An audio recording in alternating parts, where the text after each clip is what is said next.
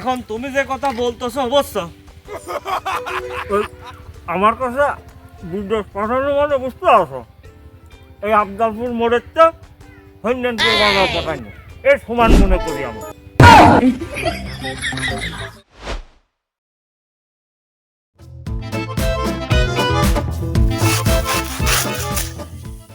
আমার এই ছলটা নিয়ে কি করব? বসে বসে হাড়ের ভাতগুলো নষ্ট করতেছে। এই ছল নাকি পারা যায়? আমার ছল কাজকর্ম তো কিছু করবেই নে, আমার জীবনটাকে শেষ করে দিবে। কি করি এই ছল নিয়ে আমি? এত বড় সওয়াল, এত বেলা হয়ে গেল, এখন ঘুমেরটাই উঠলো না। বেলা যে মাথার প্রতি পিছন দিয়ে চলে গেল। আর ওঠে ঘুমের তো ওঠে।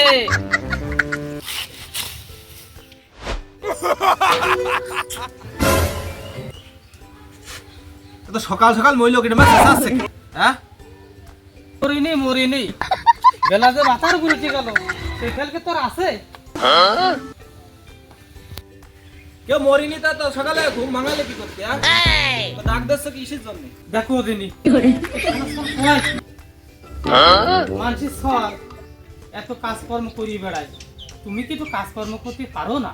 শোনা ঘুম পাড়লে কি তোমার হবে? দেখো বাপ, আমি সব কাজকর্ম করতে পারবো না নে। আমি কাজ মাজ করতে পারবো না নে, আর আমার এই ডাকাডাকি করবা না। যদি পারো তাহলে আমার বিদেশ পাঠা দাও, আমি দেশে কাজ করতে পারবো না নে। দেখো আব্বা, আমি হচ্ছে বিদেশ যাবো, আমি পরের খেতে 400 টাকার ওই জোন বেচতে পারবো না নে। আমি বিদেশ যা ডলার কামাবো, ডলার। যে সাল বাড়ি একটা কুটু নোড়া খাই, আর সে সাল যাবে বিদেশ নোড়া নিতে। আব্বা, তুমি ওই মাঝের চাষার কয়া আমার বিদেশ যাওয়ার ব্যবস্থা করো আব্বা। তোমার হাত পায়ে ধরে তুমি আমার ব্যবস্থা করে দাও। বাড়ি বসে বসে খাচ্ছিস, খা। ওই বিদেশ যাওয়ার কথা মতো কোষ নেই, টাকা পয়সা আমার নেই, আমি বিদেশ দিতে পারবো না। দেখো আব্বা, ওই মাঝের চাষার কয়া তুমি আমার বিদেশ দাও। দেখো আমি আর দেশে থাকতে চাচ্ছি না। এত করে যখন করছিস, কি করি? যাই হোক, ওই আমি তামুকের ভিতরে চলে যাচ্ছি, তুই এক প্লেট আলি বিড়ি আর মরক বারকম বেশ দিয়ে চলে আয়। দেখা কি করা যায় তোর জন্য।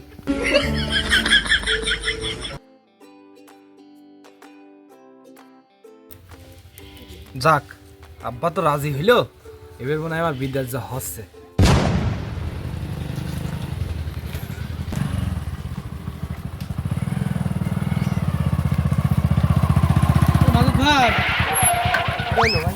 আপনার কাছে তো যাচ্ছিলাম, যাক দেখা হয়ে গেল, ভালোই হইল। আপনি তো মেলা বিদেশ পাঠাচ্ছেন ছেলে পেলে, আমার ছেলেও তো বিদেশ পাঠাতে হবে, তো কি বলতেছেন এ কথা? এখন তুমি যে কথা বলতেছো বুঝছো, আমার কাছে বিদেশ পাঠানো মানে বুঝতে পারছো, এই আফজালপুর মোড়ের তো হন্যানপুর বাংলা পাঠানো এর সমান মনে করি আমি। তাই নাকি ভাই? তাই আমার ছেলের ব্যবস্থাটা তুমি করিয়ে দাও। ও বিদেশ পাঠাবা স্যার? কখন দেবা? এখন দিলে এখন, যখন পাঠাবা তখন, বুঝতে পারছো? এই মাঝেদের অধ্যায় না এবং বঞ্চিত বলে কোনো কথা নেই। শুধু বিদেশ না, এই তোমার মনে করো একজন চাকরি করবে, পুলিশের চাকরি, আর্মির চাকরি, যে ধরনের চাকরি হোক, আমি মাঝেদের হাত পর্যন্ত আসার সাথে সাথে চাকরি না দিয়ে আমি মাঝে ঘুম পারিনি, এইরকম লোক আমি। আর তোমার সাল বিদেশ যাতে যাচ্ছে, ও তো 1 আর 2। ভাই তুমি তো এত কিছু পারো, এই বিদেশ যেতে হলে এই পাসপোর্ট ভিসা এটা লাগে না? দেখো জিনি, ভিসা পাসপোর্ট তো লাগেই, ও ব্যবস্থা তো আমি মাঝে করবো না, এটা নিয়ে তোমার চিন্তা করা লাগবে না।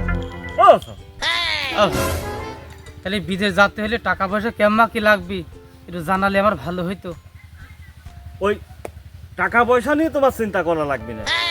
তুমি এখন 1 লাখ টাকা দিবা, আর যেদিন ভিসা দেবো ওই দিনকে তুমি আমার পুরো টাকা ক্লিয়ার করে দিবা। এটা পারবা না? না তা আমি পারবো। ওই তো তা পারলেই হবে নি। ওই বিকেলে কবিরুলের দোকানের পারে ওই তোমার সালের ভোটার আইডি কার্ডটা পারলে 1 লাখ টাকা নিয়ে আসবা। আমি 1 সপ্তাহের ভিতরে পাসপোর্ট দিয়ে ভিসা দিয়ে তোমার বাড়ি পৌঁছা দেবো না, তাহলে তো আর তোমার অসুবিধা নেই। ওই 1 লাখ টাকার ব্যবস্থা একটু কষ্ট হবে রে। আচ্ছা ঠিক আছে, আমি চেষ্টা করি ওই বিকেলে ওই ভোটার আইডি কার্ডের ফটোকপি আর ওই টাকা নিয়ে আসার ব্যবস্থা করতেছি, তুমি আমার একটা ব্যবস্থা করিয়ে দিয়ে।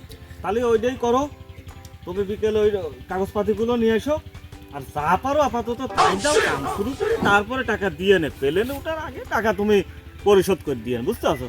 আমি আর বেশি কথা বলতে পারছি না, আমার এই যে 3টে ক্লায়েন্ট বসে আছে, আমি চলে গেলাম। ঠিক পাইছো, তুমি বিকেলে আসো, যাতে ভাই তুমি চিন্তাই করবা না, কত লোকের হওয়া দিলাম আর এত তুমি।